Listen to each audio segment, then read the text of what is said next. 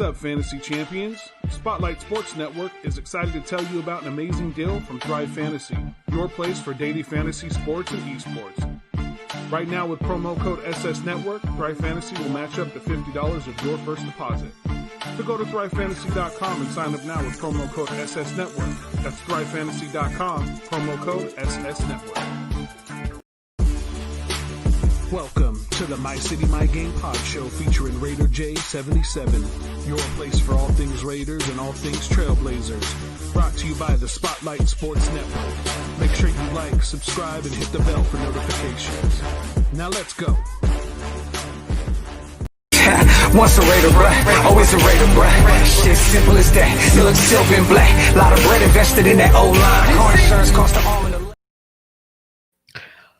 What is going on, everybody? What is going on? We are in the building with another Las Vegas Raiders live stream. I am your host, Darian of the Spotlight Raiders Talk, and I have my co-host on here, which is Raider J77. What is going on, brother? What's good, man? Hey, man, it's a cold day in Raider Nation today. So I got my hat on. It's more than a cold day in Raider Nation, man. It's just. It's been a cold day in general. It's even cold where I'm at right now. So it's just a lot that been going on talking about it. But I want to give a few shout outs in the chat so far. Oakland 123 Raiders, Whitney Neat, Ja Raider 0. They was arguing back and forth for some reason. Buck Skull Gang in the house, what's going on? Dirty Eric 1500, what's up? I Hypnotic, what's going on? We are in the building, ladies and gentlemen, and we're going to break down yesterday's game and the loss to the Tampa Bay Buccaneers. It wasn't even 40-20. It was 45-20. So this was a very looking at the stats and looking at everything that went back into this show. Not even a show, but the game itself. It just made me think like, okay. It wasn't as bad as I thought it would be, but it was.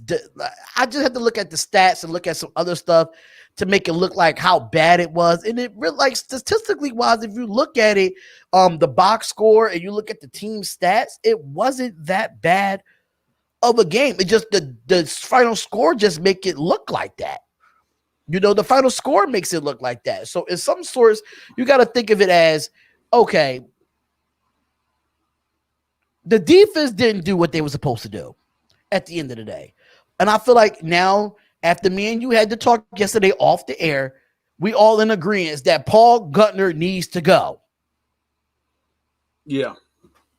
We're all in agreement. I think the whole nation is in agreement that even though no matter who we trade for, no matter who we go get in free agency or whatever, we have learned that it's more of the coach than it is the players.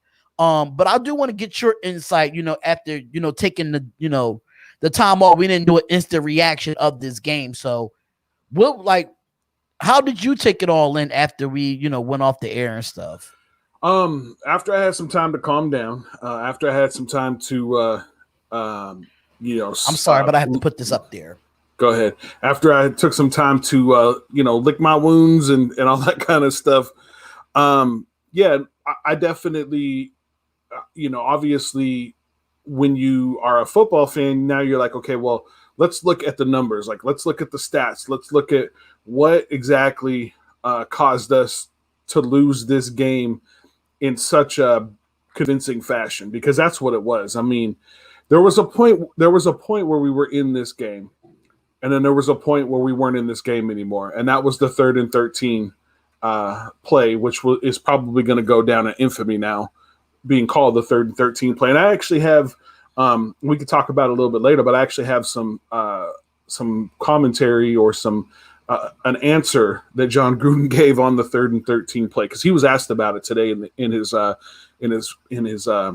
media interview. So, but yeah, I still feel like that we left a lot on the table. Just taking a look at it. It just was not. I mean, we had only 19 first downs in the whole game versus their 29. So they had 10 more first downs than we did. That's ingredients. But even if you look at the total drives, we had one more total drive than them, and they had more first downs than us. If you look at the time of possession as well, we have more of a time of possession than them too. Yeah. So that's why I said if you look at the stats, that the stats looks like, okay, we could have been in this game according to the stats. Yeah, absolutely. And the thing about it too is that they had 22 passing first downs versus our 12 passing first downs. Mm-hmm. That's not good especially when we only were able to run.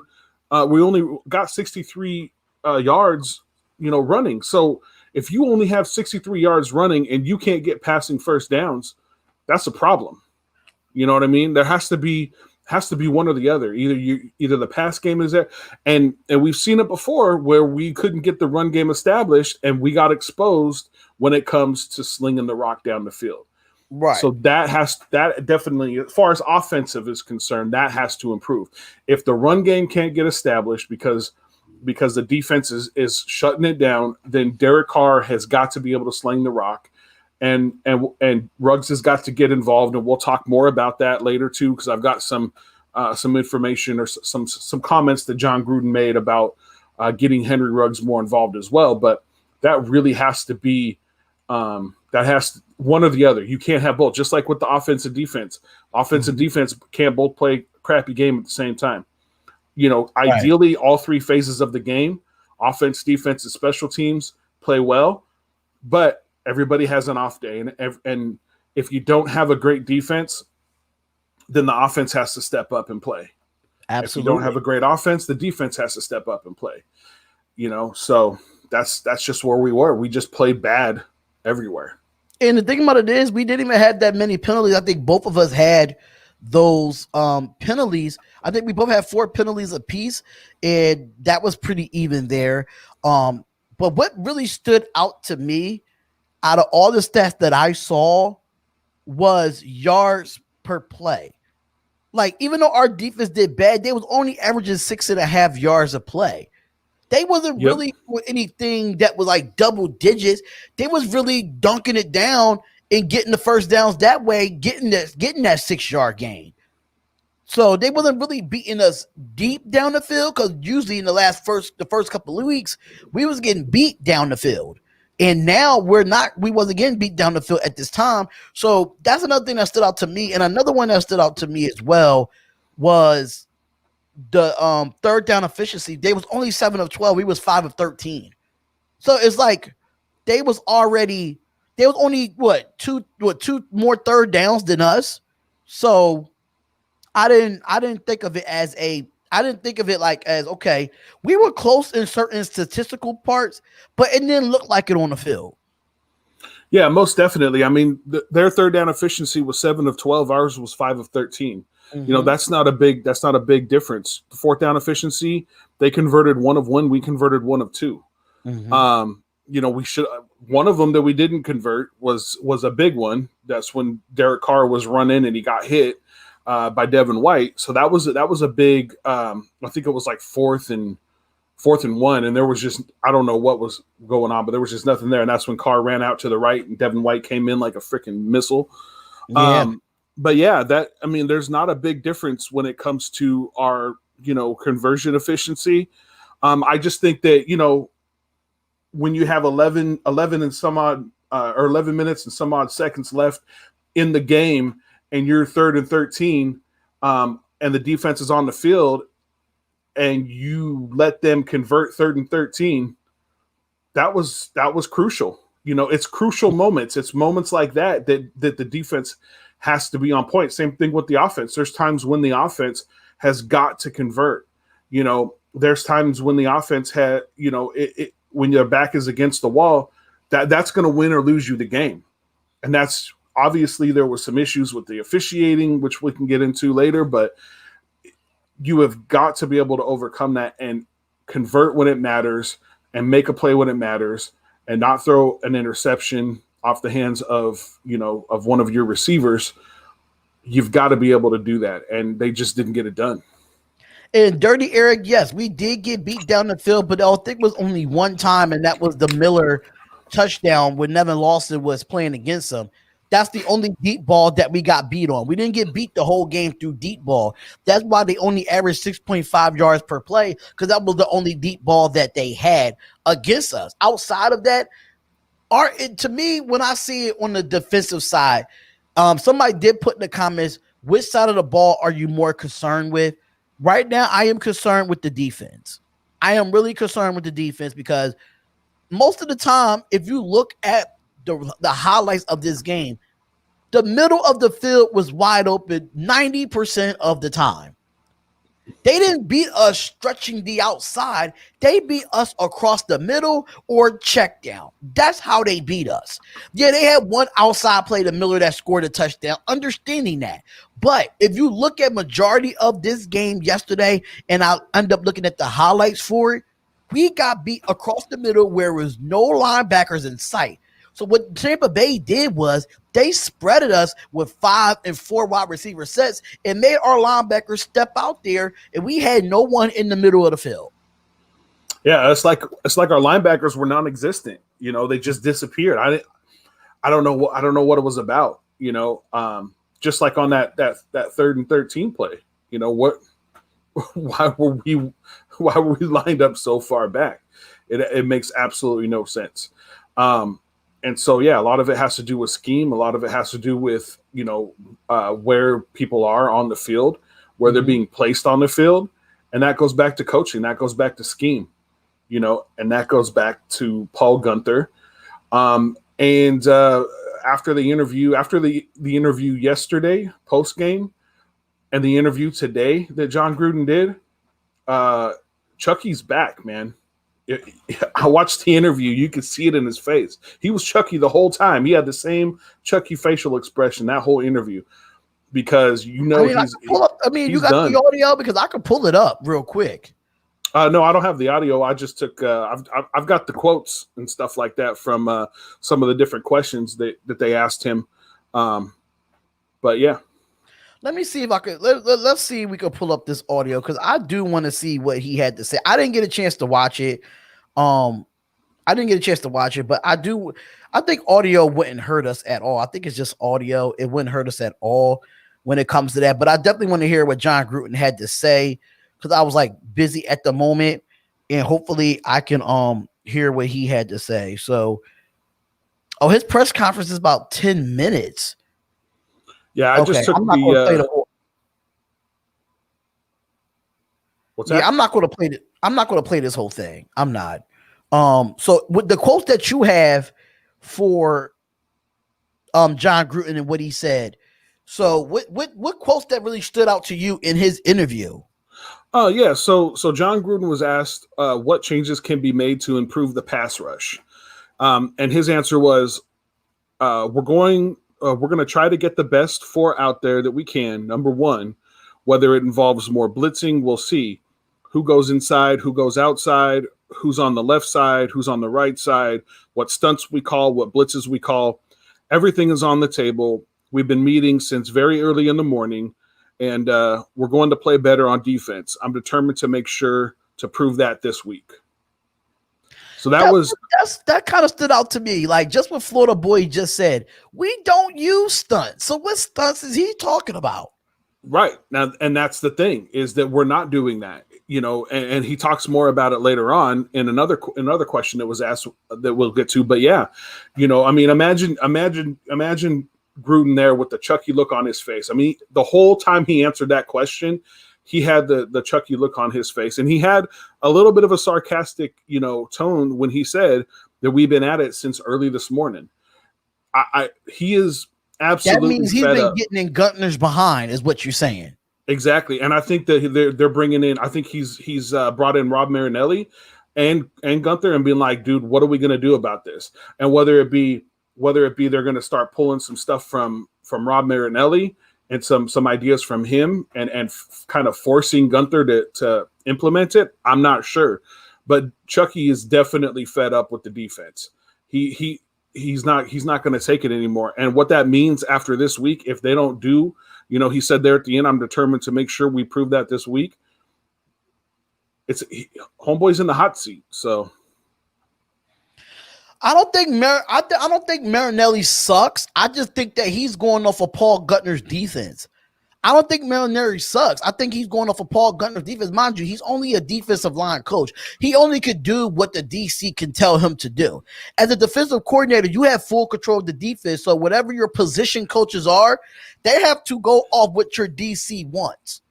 And that's how it works as a coaching staff. When you are a OC, you got the wide receiver coach, the running backs coach, the tight ends coach, the offensive line coach. They have to go off your OC. So I don't think Rob Molinari sucks. I just think he's going off a bad scheme off of Paul Guenther. Paul Guenther is a terrible coach. His style is outdated, just like Butcher Block and Patriots Chalk just said. His style is outdated and is making Rob Molinari feel the same way because Rob Molinari had success as a defensive coordinator in Dallas. He really did. That front line was monstrous with DeMarcus Ware and those boys over there. He can do that over here if you have the right defensive coordinator, in my opinion. Absolutely, and you also have to think too that Brenton Buckner is a great defensive line coach. He is. I do not discredit that man whatsoever. The guy is really, really good at his job. But when you have a scheme that's just not working, in the second year for a lot of these guys, they're just not buying in anymore.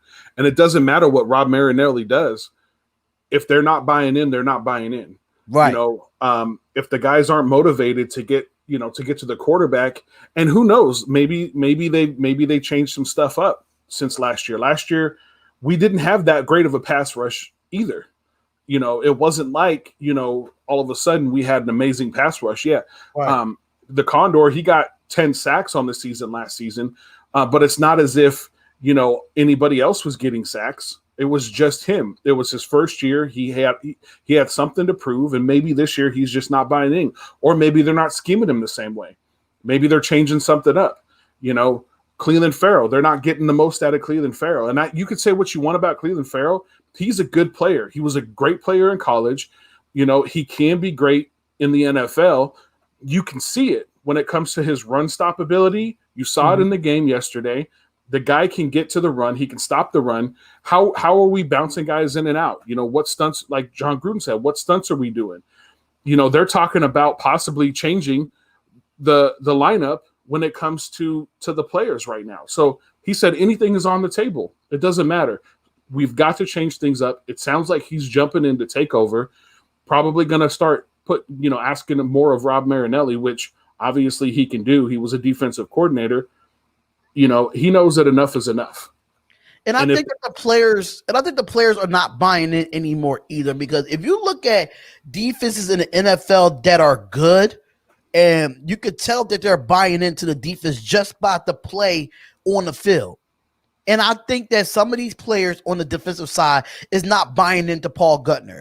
So you got to be a player's coach in a way. Like, you have to communicate with your team. If they're doing something wrong, you have to get under fire with those players. And I feel like when it comes to Paul Guenther, he doesn't get under people's, not under people's skin, but he don't hold anybody accountable. He doesn't light a fire accountable. He's too laid back for me. Yeah, and like Icy Nate said, Amik and Isaiah Johnson starting, need Irving. Hold on. Icy Nate said we need Irving and Hurst starting. That's the thing too. Why was Mo Hurst not starting? Why was Mo Hurst not? He is the best. He has been one of our best defensive players before he went down onto the reserve COVID-19 list. Why isn't he starting? Why don't we see more of him? Why are we seeing other guys out there?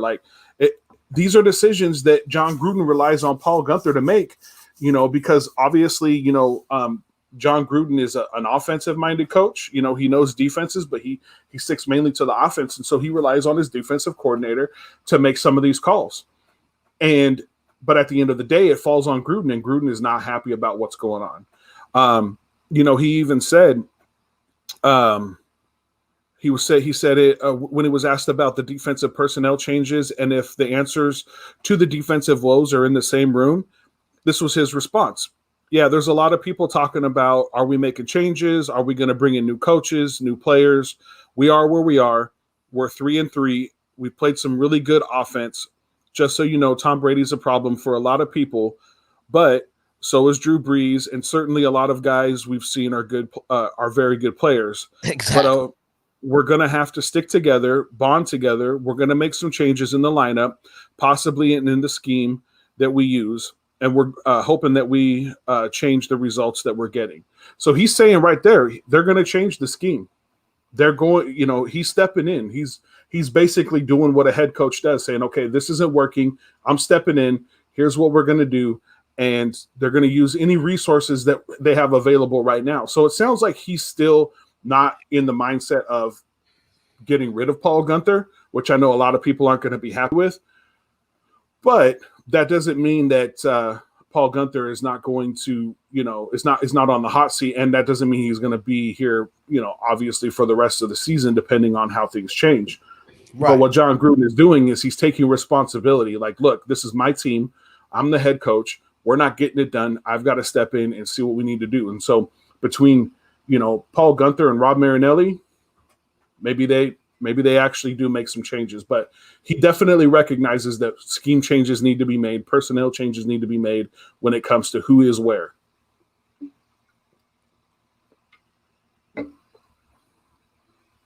I have in the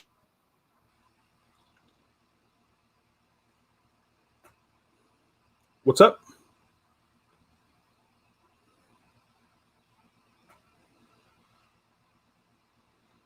So it looks like Darian might be frozen. I'm sorry. So the computer stuff went out. I apologize for that. But I have to say that when it comes to this, all the questions that y'all have in the chat, make sure y'all keep putting them in the chat because we are going to get them. We just addressing what we saw, and then we're going to come to y'all. So my next thing is this. With this defense, yes, they're going to make changes, and you're going to fix the scheme, which I'm completely for. But it's some things that Paul Guenther does.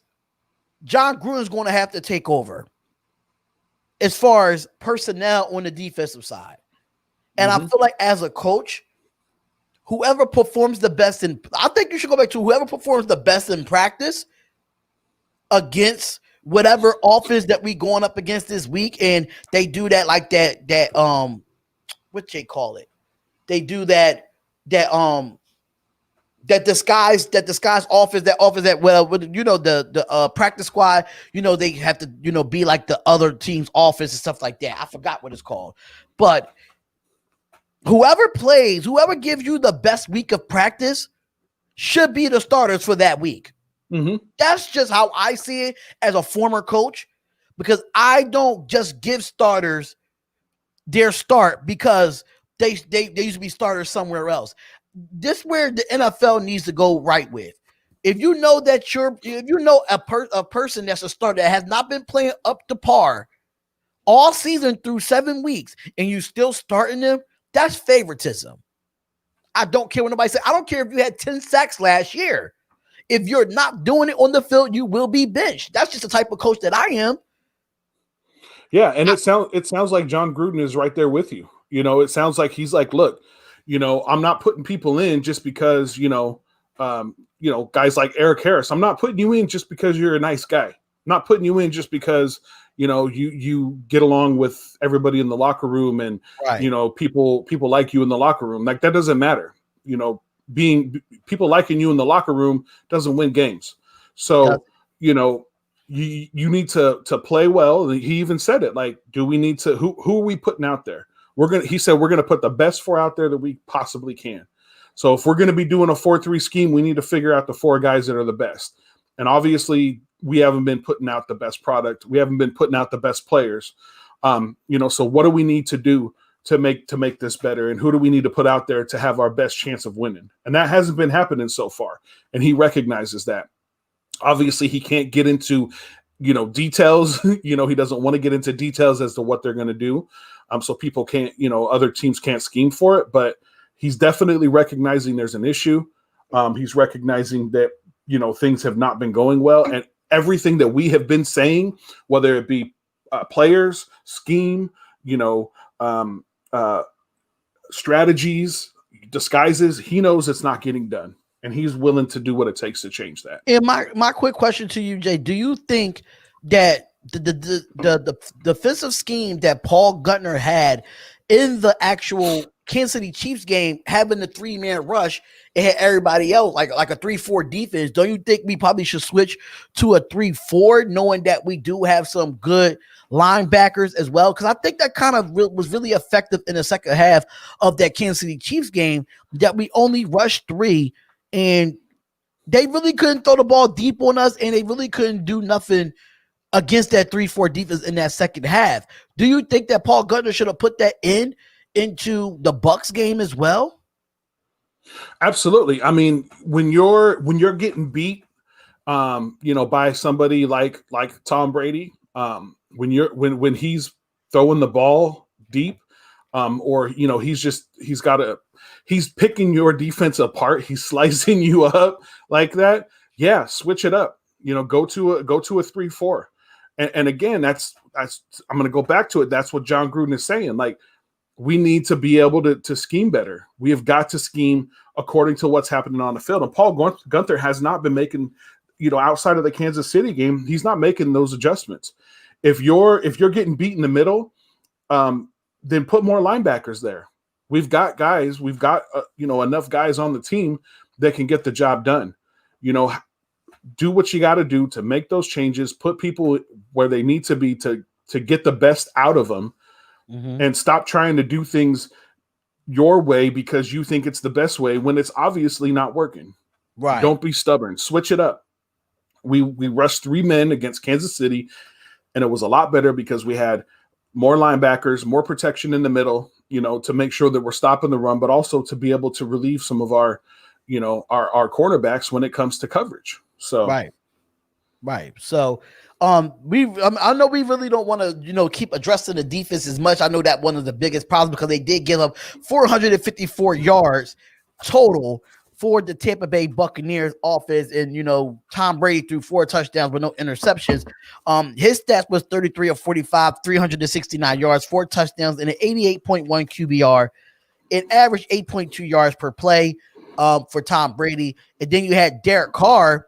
Derek Carr was 24 of 36, 284 yards, 2 touchdowns, 1 interception, and he had an 83.5 QBR. So let's switch over to the offense since we're going to talk about it. Now, we all know that we lost Trent Brown for the COVID list because of everything that, got, stuff like that. And, we got the whole thing with Gabe Jackson.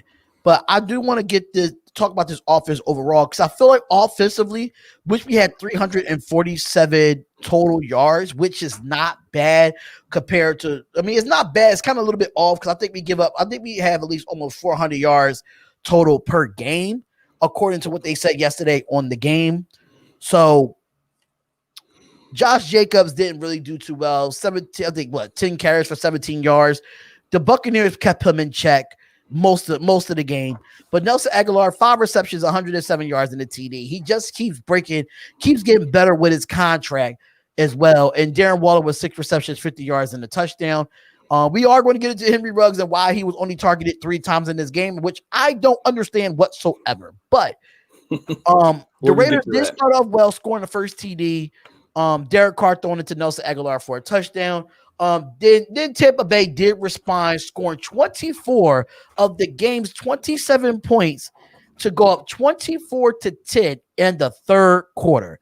So technically, it was 24 points unanswered, especially with the field goal that they had, made it 27.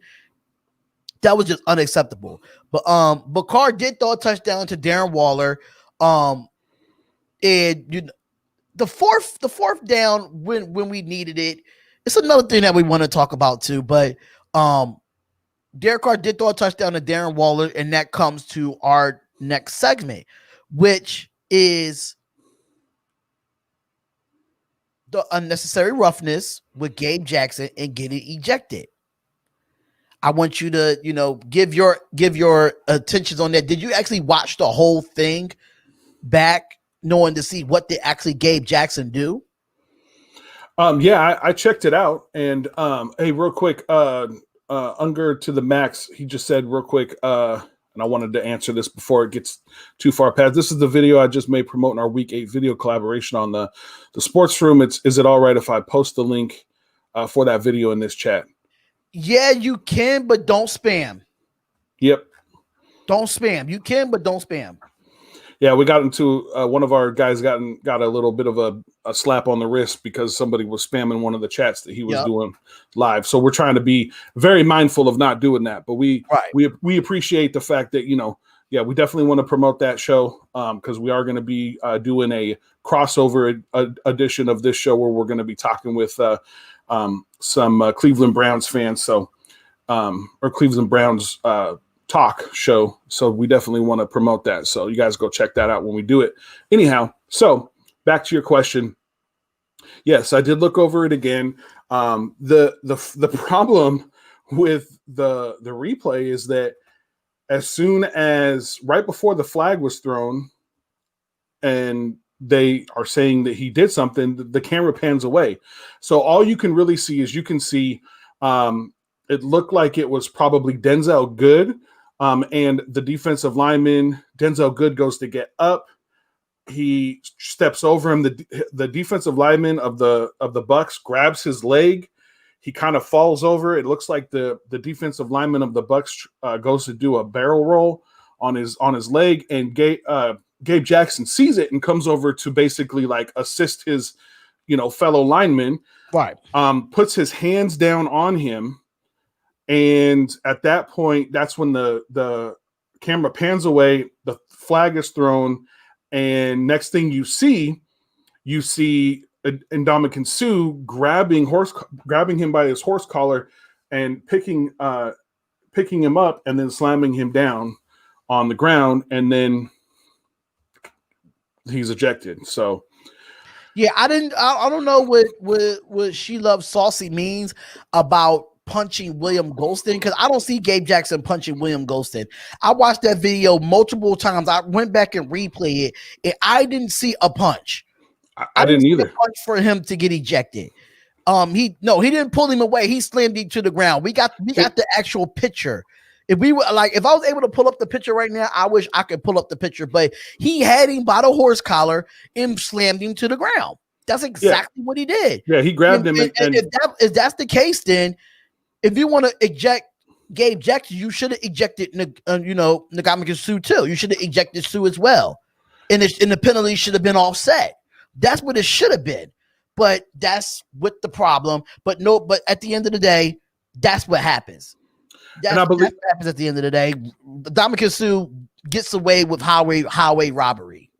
Absolutely, and I believe it was, if I'm not mistaken, I saw a tweet earlier from Vic Tafer, and he actually interviewed one of the officials and asked him, why was the flag thrown? Why was he ejected?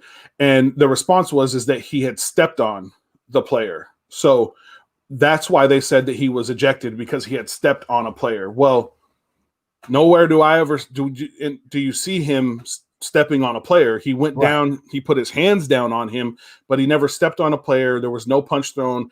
The officiating said that he stepped on him. So we're still at a loss. We don't know. Yeah, I'm still at a loss. I might have to go back and replay this video again and just see what actually really happened. I really have to go back and see this, because I didn't see nothing that Gabe Jackson did wrong for him to go that far. You know what I'm saying? So it was really weird. But outside of that, overall, when it comes to the offense, how do you feel the offense did yesterday? How you think Carr did yesterday? Because me personally, I think Carr did pretty good, but it's just that he did miss a few throws. It was some throws that was high. It was some missed throws, but that's what every quarterback in this league and that's what I said early yesterday on the live stream when we did the play-by-play. The Raider Nation scrutinized Carr so badly, it doesn't make any sense how they scrutinize him. But when you see other quarterbacks does this, they don't get scrutinized. Like it's been times where in that game where the Green Bay Packers was playing the Texans and overthrow Devontae Adams, but you don't see Packers fans going out the loom and going crazy about it. They're like, okay, you missed a pass, go on to the next play. But us as a Raider Nation, they want Derek Carr to be so perfect that it kind of cringed me as a Raider fan because I am behind Carr. I'm behind Carr, and that's what I feel like. Carr is a good quarterback. Is he a top 5 elite Super Bowl quarterback? No. But is he a quarterback that can win games? If you look at his career, I mean, he wins games, and then he have good, fourth quarter comebacks. But I just feel like overall the offense could have been better, and Carr being part of that offense as well. What you think, though? Yeah, no, I definitely feel like, this is not Carr's fault. There were some overthrows, there were some, but I feel like Carr did everything in his power. He was stepping up, he was trying to extend plays, he was using his legs, which is what we've asked him to do as a fan base. We've asked him, look, man, if you're going to be our quarterback, you're going to be the guy, driving the ship out there. You have got to do what it takes to extend plays. And I feel like he's been doing that as much as possible. Obviously he's not Kyler Murray. He's not Lamar Jackson. He's not Russell Wilson. He's not going to go out there and win in a foot race, but he's athletic enough to extend plays, a lot like an Aaron Rodgers, where he can get out there, even like, Ben Roethlisberger, he can get out there, he can extend the plays, he can use his legs, possibly, pick up a first down. And he was doing that. I mean, he was putting his body on the line. I mean, look at the hit he took from Devin White.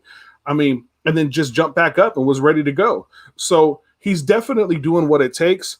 There are some instances where you can kind of see he's missing stuff, but they were asked, they asked about that as far as John Gruden was concerned, because the way John Gruden picks things up, the type of play is what determines, the read. So when he goes through his reads, he might have already passed somebody who then becomes open.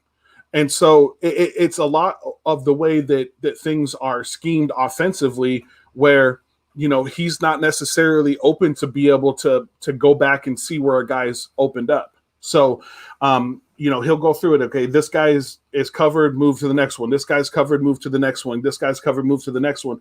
Well, as he's going through that progression, somebody might be getting open. And so we're seeing, hey, there's a guy open, but Carr's looking over here on his third progression. So you have to understand that things are quick, they're fast, and a lot of it has to do with, with the scheme and guys being open. And so we say, okay, well, what about Ruggs? How come Ruggs wasn't targeted more? And they were asked that. Gruden was asked if there's ways to scheme to get Ruggs more touches. And his response was, haha. He kind of chuckled a little bit. Yeah, probably. We tried yesterday, but give Tampa Bay credit. They covered Ruggs. Yeah, a few times they covered him like a blanket. So Ruggs has to beat one-on-one coverage. Certainly we have to diagram more plays to get him the ball. But when it is one-on-one, we need him to win. We know that. He knows that. We know that. And we're going to continue to work him into our offense. He's still a young player, but to answer your question, yes. That was his response. So he knows that they need to get Ruggs more involved, but at the same time, he's also saying, hey, when Ruggs is one-on-one with a guy and he's covered, we're not going to throw him the ball, obviously. So he's got to beat those one-on-ones. Times where I don't know. I don't mean to cut you off, but if you look at the Tampa Bay game, in that throw that Carr threw to Ruggs, and he wasn't even open, and he still went up and got it. So you gotta give him some type of chance. Even if it's the deep ball, you gotta at least give him a chance. Like Carr gave him a chance in the KC game, and you didn't even do that with Ruggs at all in this game. So I don't know what he meant by that. So I think in this instance, so I mean we are talking about a very, very talented, very good Tampa Bay Buccaneers defense, who do get a lot of turnovers. Whereas with Kansas City, we all know that Kansas City's defense is overrated.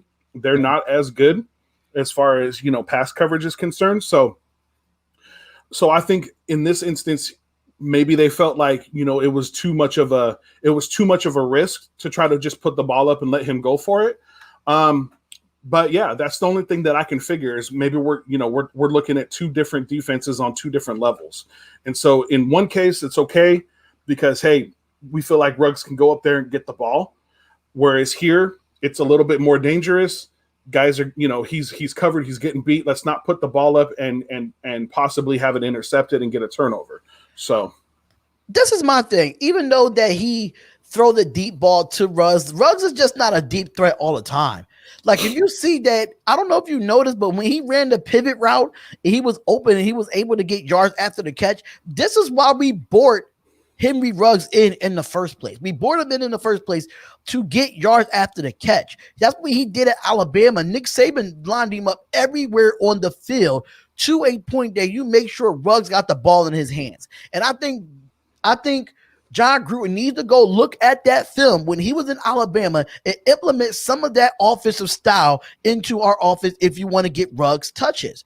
That's just me, because 3 targets for a number one for our first round pick at the time, that's not enough. Even in the KC game, he had 2 catches for 112 yards. Just imagine if he got target more or caught more passes, or even got it on some jet speeds. Like you see that we got the jet speed, ran for a first down. He has the speed. You have to use him. Even though that he has the speed to go the length of the field, he can still break tackles and he can still get yards after the catch, even on the shorter intermediate routes. No, I definitely agree. We definitely need to scheme him in more. I'm not making any excuses for the fact that he's not being schemed in more, and I don't think Gruden is. They definitely need to do that more. Obviously, things need to improve both defensively and offensively. Things can be better.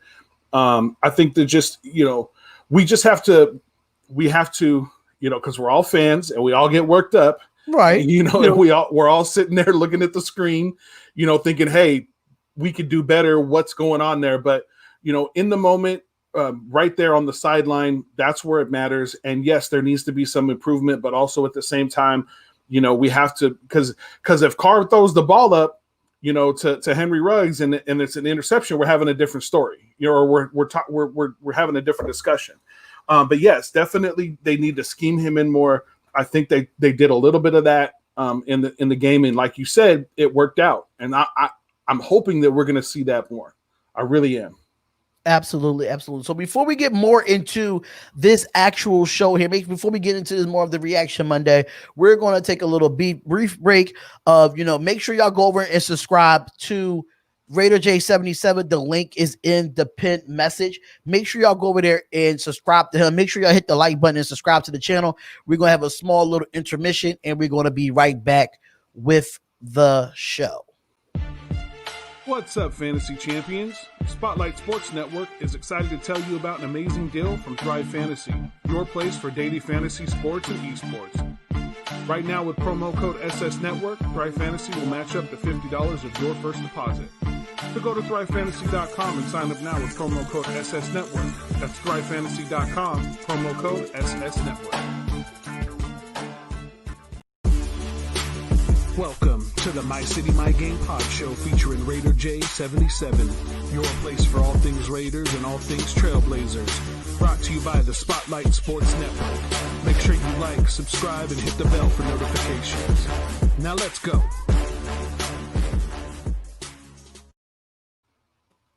All right, and we are back with a little small break that we have there. Make sure y'all go over to thrivefantasy.com and put in that promo code SS Network as well, because we would love for y'all to go over there, especially if you want to do Monday Night Football for daily fantasy tonight. Make sure you use the promo code SS Network in your first $20 deposit. Thrive Fantasy will give you $50 credit to your account on the $20 deposit. So go to thrivefantasy.com, promo code SS Network, and make sure you go over to my boy Raider J77 and subscribe to his channel as well. His goal is to get him over 100 subscribers and get him to 500 subscribers and beyond. So make sure y'all go over there and subscribe to the channel.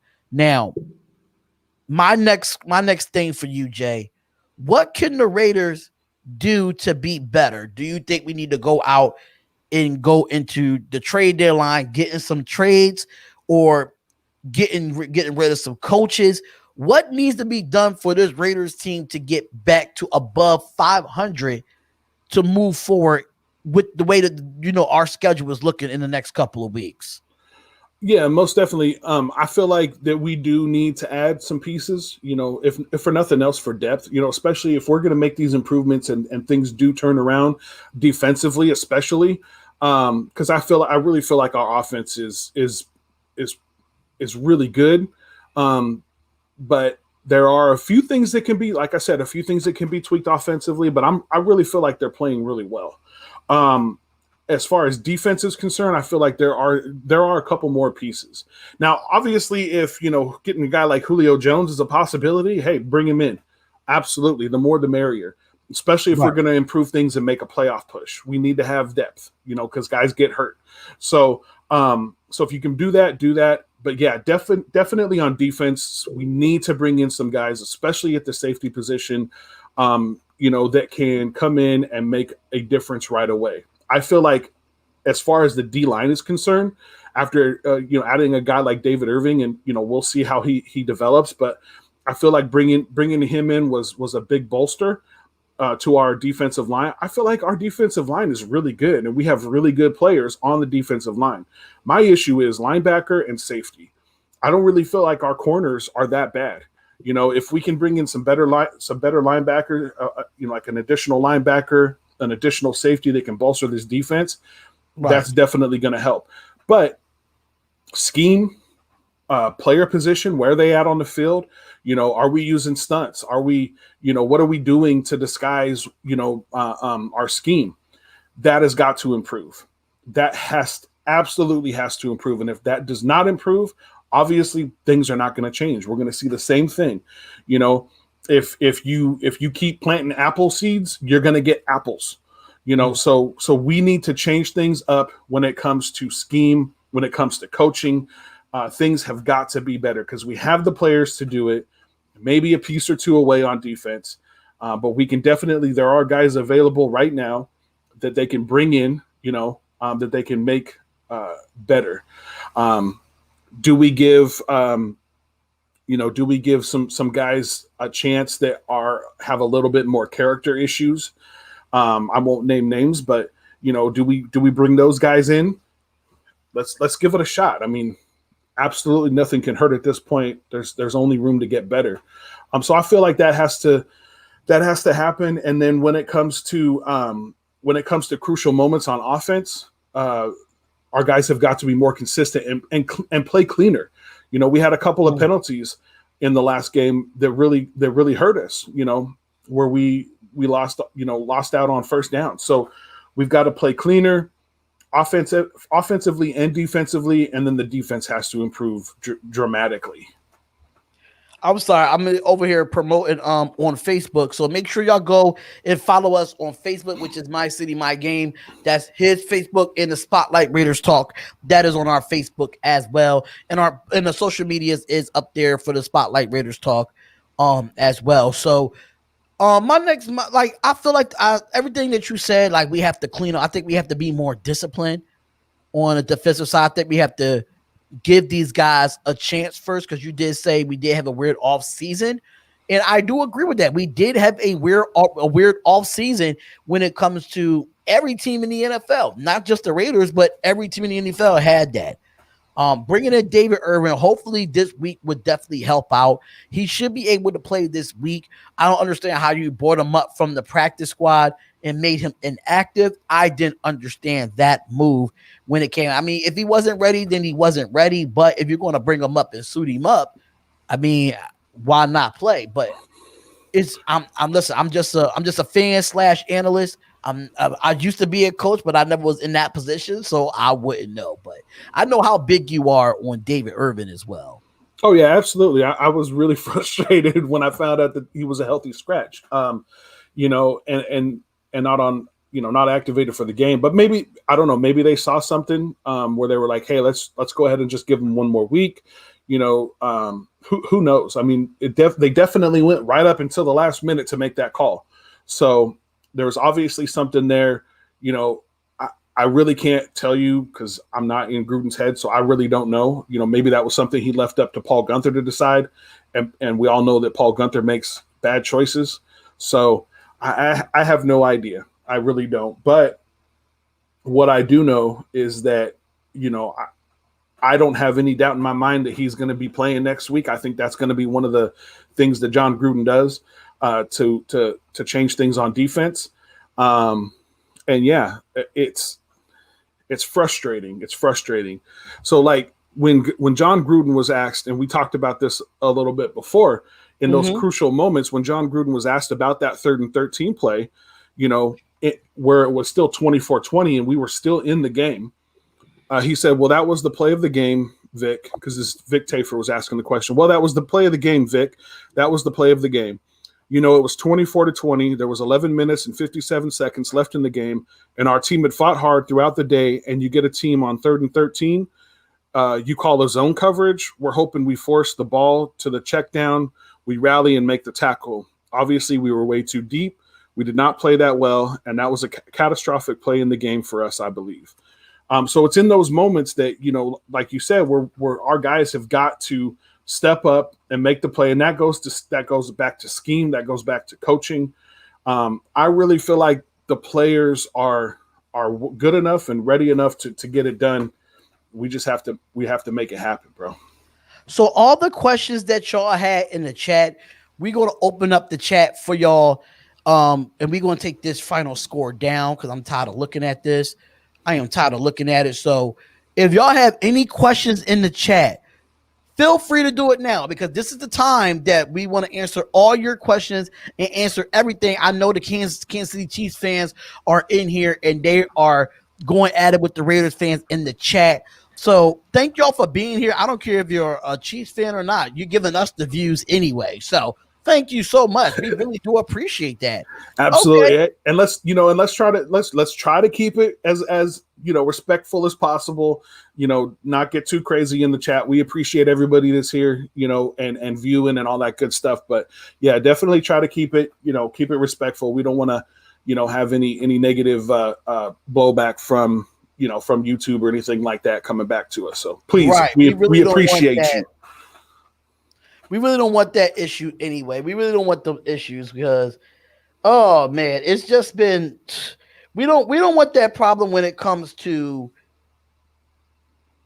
It's been a lot of copyrights with YouTube lately, so we just trying to keep it clean as well. We're trying to keep it clean as much as possible. That's what we're trying to do. So, let me see. Let's see if we can get some of these questions up here. Dominique 5 says, who do you guys want next year as your defensive coordinator? If Paul that means if Paul Guenther is fired, is what you're saying, right? Yeah, I'm pretty sure it sounds like that's what he's saying. I personally think that Rob Marinelli would be a great fit for it. I mean, people are saying what they're saying about him with the defensive line, but we kind of addressed that already. He has had success as a defensive coordinator. I think better success than Paul Guenther. So I personally feel like in the instance that it was a choice between Rob Marinelli and Paul Guenther at that point, I think Rob Marinelli would have been Gruden's pick over Paul Guenther. So right. I'd love to see him in that position next year if in fact they do move on from Paul. So now I wouldn't mind Rob Marinelli. I wouldn't mind him either because I think he brings in, a good. I think when he comes to defensive line, he know how to have success with the defensive line. But I think he need to do it under his own scheme. So Rob Marinelli, yes, I would say that. But you see, I understand y'all might not like this, but I like Dan Quinn. Dan Quinn was a good defensive coordinator in Seattle until he went to Atlanta and he just couldn't keep on being a head coach and being a defensive coordinator at the same time. So he couldn't take on both, in my opinion. So I do like Dan Quinn. Dan Quinn has the reputation of having a good defense, but when you're a head coach trying to run a defense and trying to run a football team all at once, it takes a lot. As a head coach, it does take a lot as well. So I like Dan Quinn as well. Dan Quinn, I think he could bring the talent out of them, make another Legion of Boom. You never know with Jonathan Abrams. So that's to be a possibility there. So yeah, I actually do like that question though. I do like that question. Defensive coordinator, I'll say Rob Milner or Dan Quinn, in my opinion. All right, let's see who else we have here. You got the expert from our Raiders. At least once a year, we will bounce back. Shout out to Sun Joku.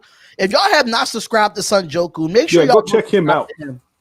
And that's my guy, man. He be doing. He goes live almost every darn day for Raider stuff, man. Every time it's some news, he goes live. Make sure y'all go over and subscribe to Sun Joku. That's my brother, man. Raider Nation over here.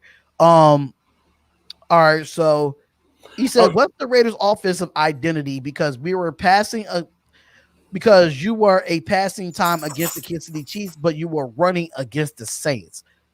I think our identity is still the run, according to John Gruden. I think it's still the run. I just think we need our full offensive line to get this running game back on track. But I think that lately it has been the passing game because we had not able to do nothing with the running game.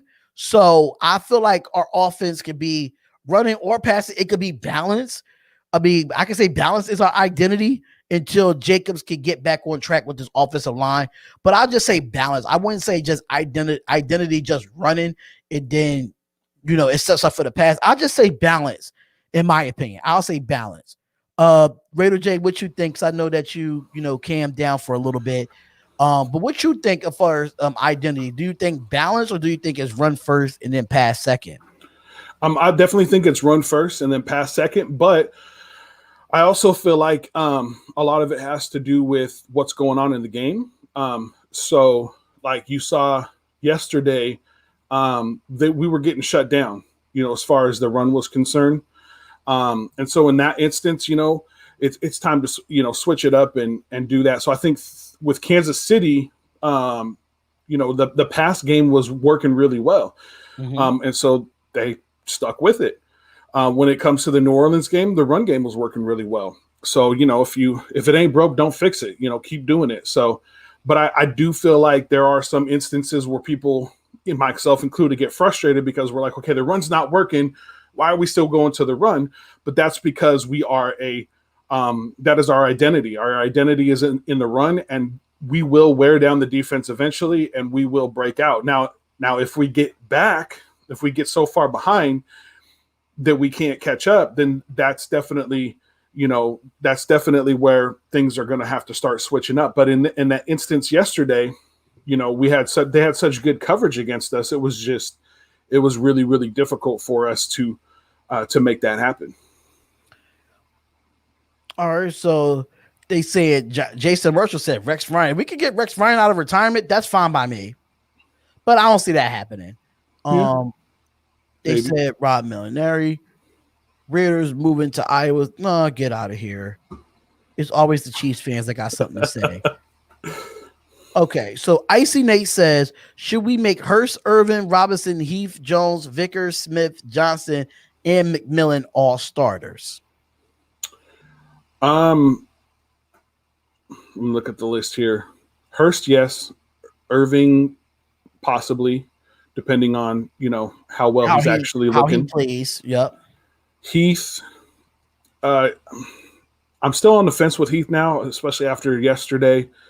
It didn't seem like he had the same game that he had against Kansas City. Smith, I'd like to see Smith come out a little bit more. Chris Smith, I'd like to see he had a sack against Kansas City. McMillan, I'm not so sure. Amik Robertson, I'm not sure about him either. Yeah, I'd have to look into this more, to be honest with you. You put a lot of names up there. I think Hurst could be a starter. I think McMillan could be a starter. Only thing about McMillan, he's a liability in the passing game. That's the only thing. We brought him in as a run stopper, and that's what we brought him in for. But we don't see enough snaps from McMillan to see if he can really be a full-time starter either. So I'm assuming you're talking about Isaiah Johnson. Is Yeah, that Isaiah on Johnson. Yeah. Yeah. So I'd like to see him more. I'd like to see him more. There was a lot of hype behind him. So I'd like to see him come out. John Gruden had a lot of good stuff to say about him. But again, this is going to go back to what we said before when it comes to Paul Guenther. He has not been making those decisions very well. And so hopefully we're going to see, a change back, coming up here pretty soon when it comes to player personnel. Okay, so let's just get him. I think Isaiah Johnson, I think he could be a starter in this league if we give him time. We got to get him on the field. One, most of these players can be starters. It's a possibility how they practice during the week. That's just me. I said it earlier in the show that it has to be, if they play well that in this week's practice and they go up against that disguised offense, then yes, put them in. Why not? Give them a shot. You can always switch out and sub somebody out. You got a 53-man roster and a practice squad. You can always do that. So I think change is different. Ken Norton, Guenther,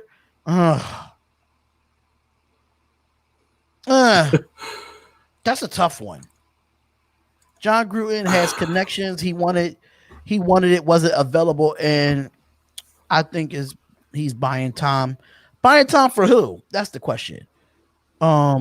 Raiders can't win in Cali no more. You ain't got no team. I don't know who Joe Mo is, but thanks for the view. Really do appreciate it. Let me see. What other questions? Son Joku, are you doing the show tonight? Son Joku might be doing the show tonight. We already know what that's happening. Son Joku, we all know that you're doing the show tonight. Okay, so Fierce Raider says, what about Wade Phillips? He runs a 3-4 scheme, but our D-line looked good against Kansas City rushing 3 linemen with the practice squad players. What do y'all think? Wade Phillips is not a bad idea, though. I totally forgot about Wade Phillips, knowing the fact that Wade Phillips is a good defensive coordinator. He took that Los Angeles Rams team to the Super Bowl with that defense. Who was on that defense? LaMarcus Joyner. Who was on that defense? Corey Littleton. It all makes sense now. Mind you, he have a little bit of a connection with Ron Malinelli, with the Dallas Cowboys. Wade Phillips could be a good option in some sorts because there's a bunch of connections there. But what you think, Jay? I like the way Phillips talked there. I like that. I totally forgot about him. Yeah, no, I think that's a good idea, and I've seen that name bounced around, with some different people, as far as a possibility. We're talking about a completely different scheme at this point, so that would be a complete overhaul of the defensive scheme and how things are going. So I feel like the next best step still is Rob Marinelli because of the similarities there. But again, hey, nothing is off the table. Whatever we need to do to improve sounds good to me. Obviously, Wade Phillips, is a good defensive coordinator. So, and yeah, we did look good in the 3-4 against Kansas City when we were running that scheme. So I'm for whatever it takes to win. I don't really have anything against bringing in Wade Phillips. My only issue would be how fast we're going to be able to get guys up to speed with how Wade Phillips does things, because that's a 180. That's a complete 180. So are we talking about a slow transition into different scheme, or are we talking about, hey, Guenther's out, Wade Phillips is in, we're completely rebuilding this whole defense? And then of course you got to think about personnel. So that would probably be a little bit easier of a transition because he does have familiarity with some of the players. Mm-hmm. So yeah, and the players have familiarity with his scheme. So right, yeah, I think that's a good possibility. Yeah, that's a great possibility. I like the Wade Phillips pickup. I do like that. So Hammer Hammond, which I'm talking to right now, because shout out to him. He hit me up. He's talking about he wants to be a part of the show. We definitely talking right now. So shout out to Hammer Hammond. He says, run first, pass second. It depends on the opponents and weaknesses. We should have known going into this week the run game was going to be difficult with Tampa's front seven. We all know Tampa's first 7 was great. Hammer, we all knew, bro. We all knew. It's just we thought that we had one of those top offensive lines in football, even without the Trent Brown. We have still everybody else, but I feel like John Gruden was going to the side that Trent Brown was there. It wasn't effective, and I saw that. I didn't see them go the opposite way. I just see them go up the middle or go stretch to the play with Trent Brown's side, which Trent Brown wasn't there. But at the end of the day, it's the offensive line that got to open up the holes for the running back to be successful. Yeah, most definitely. And you got to think too, this is it's a battle in the trenches, and so the more that you run, even if it's just 2, 3, 4 yards at a time, that's going to wear down the defensive front. And so when we're trying to wear down the defensive front, you can't completely go away from that. You even saw, Tampa Bay yesterday, they had a lot of success with the pass game, but did they completely go away from the run game? No, they stuck with it. They still sprinkled it in here and there. So that's definitely not something you don't want to completely go away from the run game. Yeah, you want to mix things up and stuff like that, but you got to be able to wear down the defensive line. And it's just unfortunate that yesterday, with us losing another lineman, Trent Brown being out, it just didn't go our way, man. It just didn't. I'm getting to everybody's questions. Shout out to everybody that's on Facebook as well. That's chiming in with this game here. If y'all do have y'all questions, please put them in there. Please put them in the chat, because we only going to be on here for another 20 minutes or so. We wanted to give y'all your quick reaction Monday and, fully break down the game as well. But shout out to the Raider Nation. Shout out to y'all. We have over 3.8K views from the live play-by-play last night. Almost 4,000 views on the live play-by-play last night. Raider Nation, you are legit. Y'all are legit. I really respect y'all a lot. I really do. So Dominique Fobbs says, at this point, I'm tired of the 4-3. We need to overhaul defense and go to a 3-4 because we've been running the 4-3 for years and our defense has been crap. I mean, I think if we try a 3-4 defense, I would not have an issue with. Try it out. Give it a shot. See what you can do with a 3-4. They still have cover 3. They still have cover 2. They still have cover 4. It's just like with the 4-3, they still have the same coverages. It's just a different lineup with that. So why not a 3-4? Absolutely. And then the thing about it is with the 4-3, two things you have to have. You have to have a great pass rush, because what's the point of rushing 4 guys if you're not going to get pressure? I mean, that just doesn't make any sense, right? So You've got to have a great pressure on the quarterback. The other thing you need is you've got to have really good safeties, because with the 4-3 defense, sometimes your free safety is going to be out there on his own, and he's going to have to decide, between backing up one side of the field or backing up the other side of the field when it comes to deep passes. So because a lot of times what you're going to do is the strong safety, and you'll see it if you look at the game, the strong safety is going to be brought to the linebacker position to assist in that instance with tight end coverage and with running back coverage coming out of the backfield for a pass. So you have really got to have a good free safety, and right now, Eric Harris, you don't have a good free safety, so that's really going to hurt you. So those are pieces that we are missing right now. We're not getting good pressure on the quarterback. We don't have a good free safety in the backfield. The 4-3 defense isn't going to work out right now. If you have that personnel and you have those guys that can really make those big plays, we're talking about something different. So it's going 3-4 might be the way to do it with who we have right now. Okay, so Fierce Raider says, with Khalil Mack, we ran a 3-4 scheme and had more success since we switched, and it's been complete crap. We had success with Khalil Mack at the 3-4 position. Jack Del Rio had, some say in that defense as well. That year we went 12-4, which I can never forget, in my opinion. So yeah, I can agree with that, Fierce Raider. Let me see what other questions we got. King Sarah says, fire Guenther now. Yes, I agree. Fire him now. We need to go back to a 3-4 period. That's what Fierce Raider says. Isabella, what is going on, beautiful? Hey, Isabella, which one of our members of the Spotlight Raiders Talk YouTube memberships? If you want to be a part of the Spotlight Raiders Talk memberships, the link is in the description. So make sure y'all go and check that out as well. Let me see any other questions that we have, because we do have some stuff. Okay, so to run a 3-4 defense, you have to have the correct personnel, and we have a part of the personal, but those are very intricate players and pieces that you're dealing with if someone goes down. Ouch. I think it kind of helps out our defensive rotation with the 3-4 defense. I think it kind of helps out with our 3-4 defense due to the fact that all of them not going to be on the field and we don't have to rotate as much. But I think our rotation will be better with a 3-4 defense than it is with a 4-3. What you think? Yeah, most definitely. I mean, with the 3-4, you've got an extra linebacker back there, and so that's definitely going to help.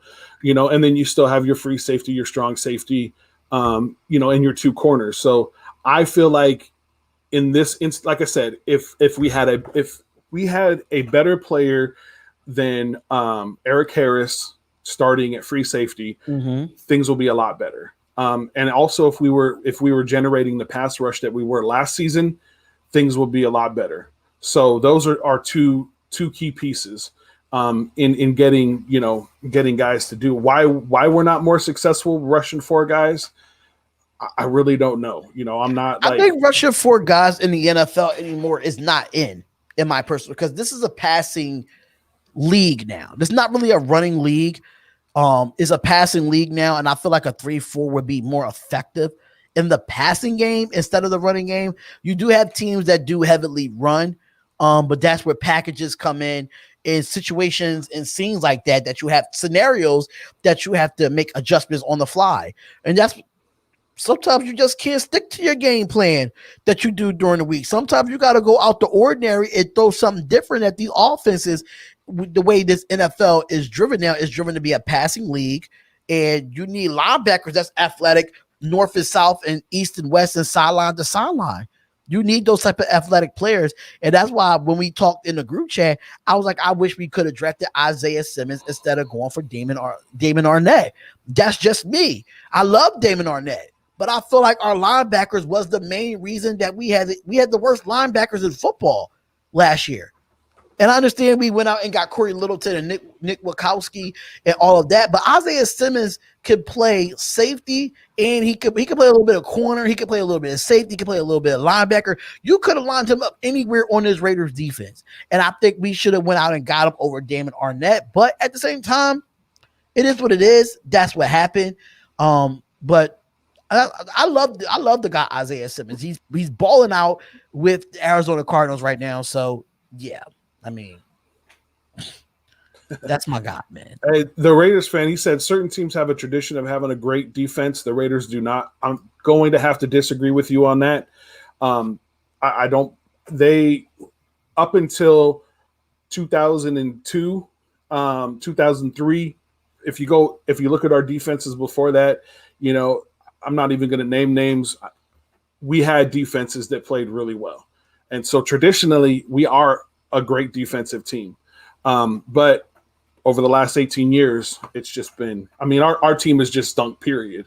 So we need to get back to that original traditional, we were feared for a reason. They called us the autumn wind for a reason. And it was mainly the defense. We were the most feared defense in the entire league for a reason, because we had dogs on defense who would take your head off. And that's what we got to get back to. We got to get back to that type of play, in my opinion.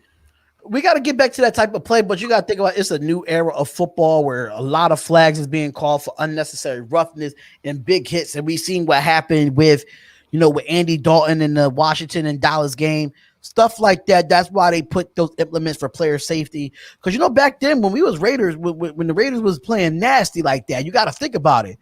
We was pile driving people. We was giving people the tombstone pile driver back then, and it was allowed, So well, yeah, not so. I'm not saying so much, pile driving people, and stuff like that. But we had lockdown corners. I mean, old man Willie, we had lockdown corners who could get the job done, and that allowed the pass rush to really step up and be able to get to the quarterback. And that still rings true today. And there's ways of obviously, as you saw yesterday, there's ways of really handing it to a guy without getting a penalty. And that's what I'm talking about. Clean hits, but hard hits, hard hits. That's what we need to do. All right. So Kellen Clemens says, who on the staff do you think is going to get fired? I think the only one that we're looking at to getting fired right now is Paul Guenther. That's the only one. I think so. Put Joyner as safety and put Amik Robinson at the nickel. Why not? That's what Joyner. That's why I have this problem with Paul Guenther, because you're putting a player like Joyner that played under a Wade Phillips defense as safety and succeeded. Yeah, and we might see it. Like we said earlier, John Gruden said nothing's off the table. We're going to do what it takes to be a better defense. And if that means putting Joyner at that position, let's put Joyner at that position. Like I said, I think John Gruden is fed up. He's done, and he's ready to start making those changes that need to be made. And did Littleton play 3-4 with the Rams? He's been playing out of position here. He's been playing out of position because he did play a 3-4 with the Rams. That's why that team went to the Super Bowl that year. Him and Joyner, they both come from that Wade Phillips defense, that Super Bowl defense. That when they went with the Aaron Darnold, like God was really good. And that was a big question going into this season with Corey Littleton was, hey, he's coming from the 3-4. So how is this? We run a 4-3. How is he really going to fit in? Right. And again, I'm going to keep going back to it. Nothing is off the table, guys. Just watch and see what happens. I still believe in this team. I believe in the players we have. I believe in the coaches that we have. I think that I believe in John Gruden. He's still my coach. Derek Carr's still my quarterback. These guys, it is going to get better because he's getting paid $100 million. It's going to get better. It better get better. Be paying John Gruden $100 million for the next 8 years. He better be doing something with that money. And think about this too. If you go way back to when John Gruden was first brought on, he said, "I have got unfinished business here." So it's not just about the money for John Gruden. John Gruden has something that he wants to prove. When he was traded away, he did not want to be traded away.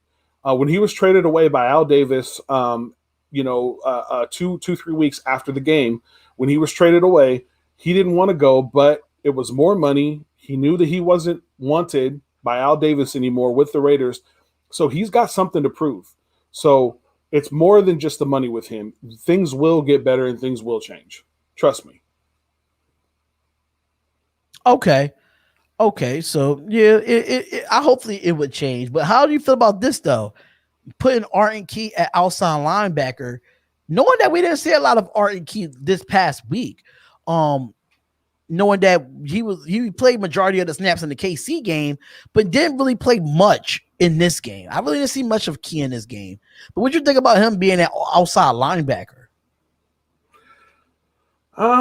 You know what? I'm not sure. I mean, I don't see why that would be an issue. I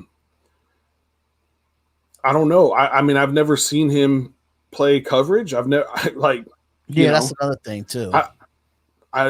There's nothing really on tape to look at that and say, okay, this will be good. That would be something they'd have to just try to start implementing in practice just to see how he does. But like I said, I'm all for whatever at this point. Do whatever it takes to get better because we are a hot mess. It's terrible.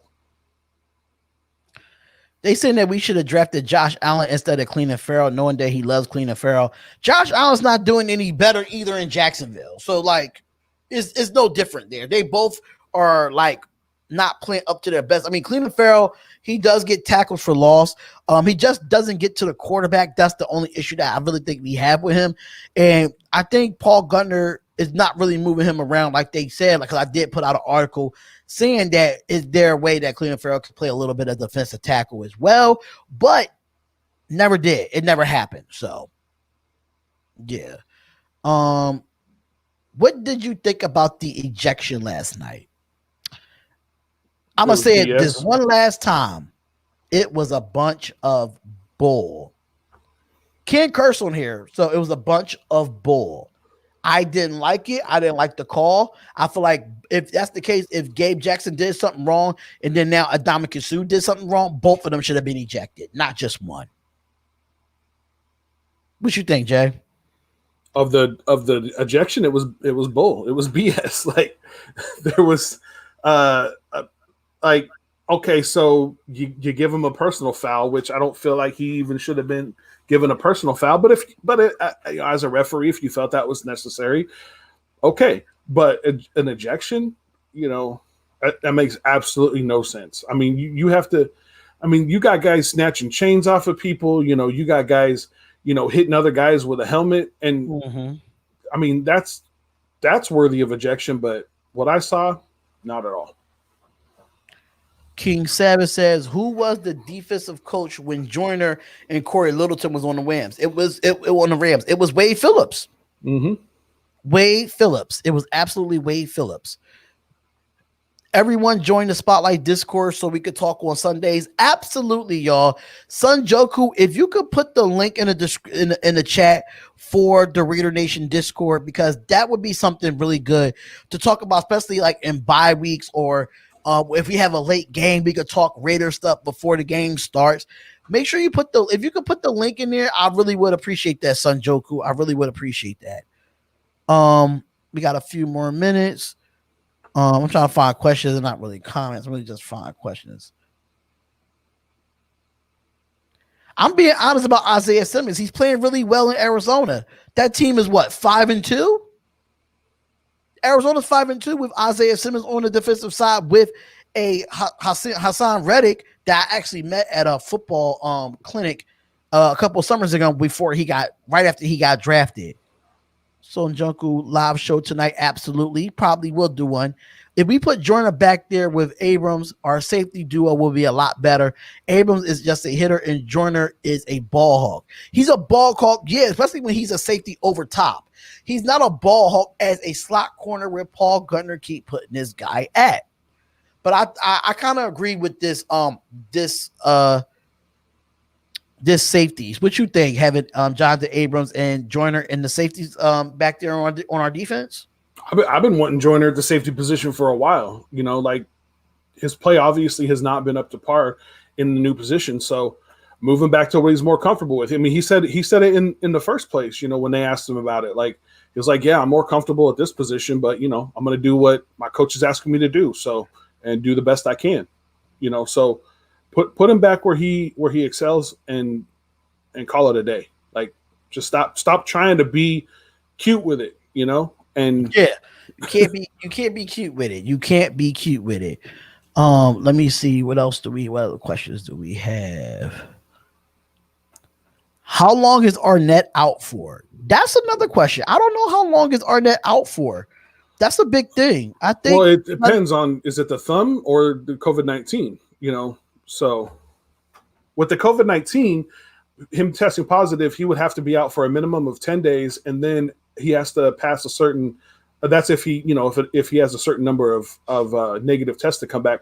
It's the same thing with Abrams off the list. Abrams, he's off the list. Yeah, he's off the list now, but he still has to pass a certain number of tests that are negative before he can come back. Who else was on there? Same thing with Trent Brown. Trent Brown's the same thing. Too. Since he tested positive, he has to be on there for a certain amount of time. And then at that point, he has to pass a certain number of tests that have to come back negative. Whether he's asymptomatic or not. I mean, there's a lot of stuff that goes into it. But as of right now, Trent Brown should be eligible to go back as of this week, barring that there's no or barring that he passes a certain number of positive. I think it's like 2 or 3 that he has to pass that are negative. So again, with Arnett, it's just whether or not it's either the COVID reserve list or, in that protocol, or his thumb. I mean, his thumb, obviously he just got back from thumb surgery. So they haven't said anything about his thumb surgery and him coming back from that. So yeah, they didn't, I haven't seen anything on that as well. I've been trying to follow it on Twitter, but I have not seen anything at all. So Kellen Clippers have another question saying, do you believe that Josh Jacobs should get the ball a lot more. If it's not working, then I say don't force it. But if we at full strength at offensive line, yes, he should get a lot more carries. So me, it's like tit for tat for me. It's like if the run game's not working to a point that we tried all 4 quarters, then we really can't do nothing about it. We gave him enough carries and it just didn't work out. Or we have a full length of offensive linemen and it is working out. Keep giving him the ball until they stop it. What you think?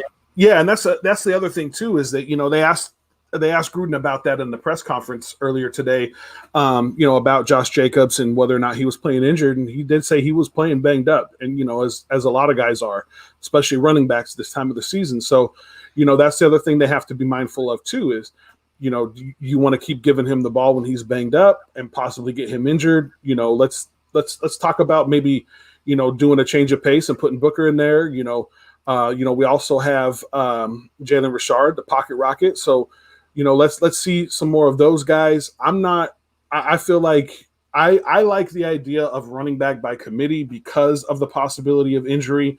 Obviously, Josh Jacobs is the bell cow, but spell the man, give him some time to, heal up from being banged up and utilize the other weapons that we have, which those guys have played really well. So I don't feel like he needs to necessarily see the ball more. Mm-hmm. I just feel like he needs to see the ball when we need him to see the ball, but he also needs to be allowed to rest a little bit so we don't get him hurt. So shout out to my boy Jake, aka the Snake Sports Talk Show. Make sure y'all go over and subscribe to his channel. Definitely a good guy of ours on the Spotlight Sports Network. What are some takeaways from the previous game that will need to be better for next week's game? I feel like if we have full strength, knowing that we getting Jonathan Abram back, we won't get Trent Brown back. I think what we have to do better is play better offensively on the offensive line. It really starts in the trenches. That's how everything works when you're on an offense in a defensive side of the ball. If your defensive line cannot get to the quarterback and that quarterback can sit all day back there and just throw you the stress, it's going to make the corners look bad. It's going to make the safeties look bad. It's going to make the linebackers look bad. It all goes into cohesence where you have to everything has to work at one. You get pressure on the quarterback that helps out the linebackers. They can come up a little bit, and it helps in coverage as well. Same thing as the offensive line. If your offensive line is not cohesive, then your running game's not going to be well. Your quarterback's not going to do well. Your wide receiver's not going to do well because your quarterback can't get the wide receivers the ball. It all works in cohesive. So it has to be for the trenches for me for next week. We have to win the battle up front for us to win the game. Yeah, absolutely. I mean, that's key is winning in the trenches, getting the run game established, getting Ruggs more involved. So scheming to get him open. And then better safety play. I mean, we cannot be if a cornerback needs help, our safeties have got to be able to get in there and give them help in the coverage. You can't be letting guys like Miller, burn our cornerback and then not giving him any assistance at safety. Like, it just can't happen. It's just ridiculous. It can't happen at all. It definitely can't happen at all. Larry Fleming says, why Lawson was lined up against Graphk? I don't understand that move either. I really can't explain why they had him there. No idea. We had no idea at all. Let me see what else we have before we head out. Can we already sign Aguilar to a long-term deal, please? Dude is on a mission and finally first costly drop. Yes, I mean, it's part of the game. Every wide receiver have a costly drop. You see not DeAndre Hopkins as much, but you see like Julio Jones and OBJ. They drop balls like, damn, I should have caught that because I usually catch the difficult ones. It happens. It's part of the NFL, But I still should wait until what his overall stats is by the end of the year to re-sign him. But I think right now he's worth a new contract. Oh yeah, most definitely. I totally agree. I think he's definitely worth a new contract. All right, so Knock News just says, do you think you want to replace Rashard because we're in a trade conversation for Bell? is our passing down back job in jeopardy. I think his performance has dropped a lot. For Jalen Richard, I don't think we're in a trading conversation for Bell. I've never heard no news of that being in trade conversations for Le'Veon Bell. But, I think he's saying that we were in trade conversations. We were in trade conversations with Le'Veon Bell. I don't think it had anything to do with Jalen Richard. I just feel like John Gruden don't implement him into the offense. That's the problem. Yeah, I mean, his production has dropped off, but you got to wonder, is that because of him or is that because of, of the scheme? I mean, Right. when he gets the ball, yeah, he's got an issue with dropping the ball. So you obviously don't want to put the ball in his hands, 32 times a game, because there's a chance that he's gonna fumble. But I think that might have something to do with it, his hands, and his protecting the ball. But I mean, the guy can catch the ball at the backfield and do something with it. So I'd like to see him get a little bit more burn, especially like I said, during that change of pace to try to get the run established and utilize him. But you also have to think that we've got a great fullback in Ingold, who can come out of the backfield, catch a pass, and get a first down. So that's a possibility. Maybe they're leaning more on Ingold right now to kind of have that, that change of pace back position or fill that hole or fill that role. So that's my only thing. And yeah, maybe trading him away would be a good idea to get some draft capital. So. Do you believe we should try to go after or try to bring back Marshawn Lynch out of retirement? No. Mm-mm. No. I think Josh Jacobs is the future for us. I think we got the backs that we wanted. Marshawn Lynch is living his life right now. I don't think he wants to come back to football. That's just me. You see him on the Skittles commercials and stuff like that. Like he living his best life. Don't bring him out of retirement to be stressed out to play football. Let him live him. Key in the building. What's going on, Key? What's up with you? Shout out to Key in the building. Make sure y'all subscribe to our channel. Shout out to Key in the building as well. We are going to be healthy in this coming weekend compared to past weekends. Yeah, we are. We are going to talk about the Cleveland Browns game, even outside of being on the show on another Cleveland Browns show. We are going to talk about that game as well. Also, any trades look good for Mayock. I don't know if you saw my video, but I did a video on 5 potential trades that the Raiders should go for. One of them I really think is really going to be unexpected, but I'm not unexpected, but I really think one of them is going to happen. But the other 4 is a possibility. What you think about any good trades, Jay? I think that if Mariota is been putting some good tape together in practice, I think that maybe doing a Mariota trade to the Vikings for a guy like Anthony Harris, maybe Anthony Harris and like a 3rd round pick for Mariota is a possibility. I like the idea of that. I'd love to see Anthony Harris be brought in. That's the only one. That's the only trade that I think would be good for him now. as well. Yeah, I mean, he's a way better free safety than Eric Harris. So let's do it. All right, let me go through these real quick because I know we passed our time. I know it was a question that I saw. There's this one here I saw I wanted to answer. That's the one I was looking for. There you go. On the same page. From what I heard this morning from the unless you have something else that you heard, but I heard that John Gruden addressed it this morning or earlier today in the press conference that Richie Incognito is still battling that injury and that they were hoping to get him back this week, but it didn't look very good. Most likely it probably won't be until next week. Or not, no, sorry, a week from not the Browns, but who do we have after that? I can't remember. Anyway. But as far as the schedule? Yeah, as far as the schedule, he doesn't feel like he's going to be back this week against the Browns. So it probably won't be until the following week. So that following week, as far as our schedule looks, I'm uploading the Raiders app right now. I don't have the schedule in front of me. So after he should be back for the Chargers game. Yeah, it looks like hopefully we'll get him back for the Chargers game. But yeah, he's still battling that injury. And it doesn't look good so far. Is what I from what I understand. Oh, I gotta put this up here. Hopefully, my Dodgers do it. Well, the Dodgers play tomorrow. They don't play today. Dodgers play tomorrow because my Lakers did it big. Shout out to the Portland Trailblazers. You know, John over here is a Portland Trailblazers big fight. Once he gets some news about that, you know, he's a Blazers guy. You know, should we make Rob Molinari DC? If we fire Paul Guenther within this season, yes, he's got to be the interim DC until next season and see what he does. What you think, Jay? I agree. I think Marinelli is a good transition. And we'll see how he does taking over in his Steve for the rest of the season, and then maybe he becomes the permanent, maybe not. All right, so we got a few more questions and then we go to head out because, you know, it's Monday Night Football and we want to relax, be with our families and stuff like that. We do want to give y'all this reaction Monday. You guys are the greatest. Have a good night. I hope Khalil Mack gets the Bears to cover the spread.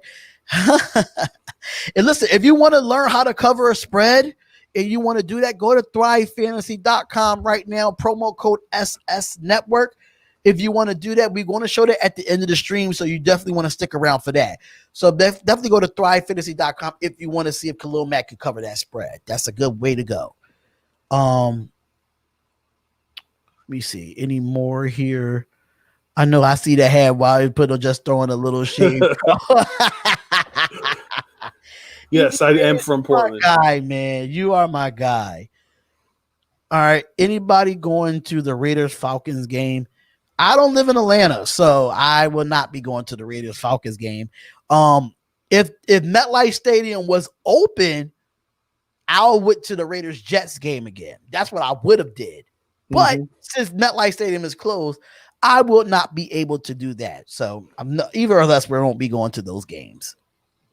So there we have it, guys. Reaction Monday is finally in the books. I thought I was not going to be able to get to Reaction Monday. Got one more. What? Secret projection? Meaning by what? As far as prediction of the Cleveland Browns game? I don't know. I don't know what you mean by that. I don't know what you mean by that, brother. I don't know what you mean by that. So Isabella says, I'm heading out, fellas. Thanks for the insight. Enjoy your evening. We're gonna have a plenty more live streams this week. Absolutely. Or videos.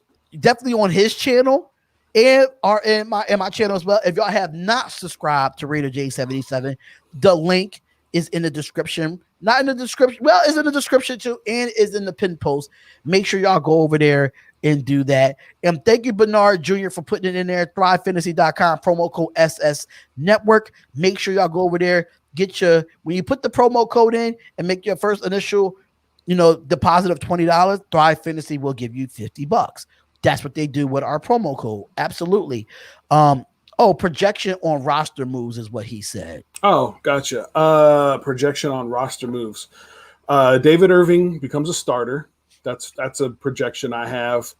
I really feel like they're going to move LaMarcus Joyner. I feel like that's something that when Gruden's talking about this kind of stuff, I feel like when he was talking about that earlier, I feel like that's something that he was kind of hinting to. And I think they're going to start doing some different stuff with Cleveland Farrell. I think they're going to start moving him around more. All right, y'all. There you have it. There you have it. Reaction Monday is officially in the books. Thank y'all for being here so much. And before we head out, Raider J, plug in your information so where they can find you, bro. Absolutely. You can find me on Facebook at My City, My Game. That's the Facebook page. You can catch me on Twitter at Raider_J77, all lowercase, no spaces, at Raider_J77, as well as obviously the My City, My Game YouTube channel. So go subscribe to that. I'm almost to 100 subscribers. I think if I get to 100 subscribers, I'm going to do the hottest chip challenge, and I'm going to video it and put it on my YouTube channel for you guys to watch. I don't know if you guys have heard, but it's a thing right now. This chip company has the hottest chip challenge. You get this big old chip, and it's like Carolina Reaper, and I like hot stuff. I'm actually thinking about starting to do some hot sauce reviews on my channel as well. So kind of add another wrinkle into, you know, what I'm putting out there as far as content. So yeah, try to share my page or share my YouTube channel, because I want to get to 100 subscribers, you know, by the end of November, and do that challenge for you guys, so you guys can laugh at me and entertain you a little bit. So I think that's, oh yeah, and then don't forget, we got merchandise. The link for that is in the description. The Spotlight Sports Talk merchandise. All of the channels are featured as far as merchandise is concerned, so go check that out. All right, so if y'all do want to check out all the latest articles in sports, make sure y'all go to spotlightsportsnetwork.com. That is where the merch is at as well, which is on spotlightsportsnetwork.com. Make sure you follow us on our social medias, with our 2 social medias up at the top, which is Instagram at Spotlight Raiders Talk and on Twitter at Spotlight RN Talk. Make sure y'all go over to Spotlight Sports Network as well. We are 2 away from 500 subscribers. 2 away from 500. Hopefully we could get that tonight. So make sure y'all go over there and subscribe to the channel as well. Thank y'all for tuning in. It's been great. It's been fun. And we'll see y'all later on in the week for our prediction for the Raiders and the Cleveland Browns game. You do not want to miss that. Comment, like, and subscribe to both of our channels. Spotlight Raiders Talk, My City, My Game, Raider Nation. We see y'all later. Peace. Peace. What's up, fantasy champions? Spotlight Sports Network is excited to tell you about an amazing deal from Thrive Fantasy, your place for daily fantasy sports and esports. Right now, with promo code SS Network, Thrive Fantasy will match up to $50 of your first deposit. So go to thrivefantasy.com and sign up now with promo code SS Network. That's thrivefantasy.com, promo code SS Network. Welcome to the My City, My Game pod show featuring Raider J77, your place for all things Raiders and all things Trailblazers. Brought to you by the Spotlight Sports Network. Make sure you like, subscribe, and hit the bell for notifications. Now let's go. Once a Raider, bruh, always a Raider, bruh. Shit, simple as that. You look silver and black. Lot of bread invested in that O-line.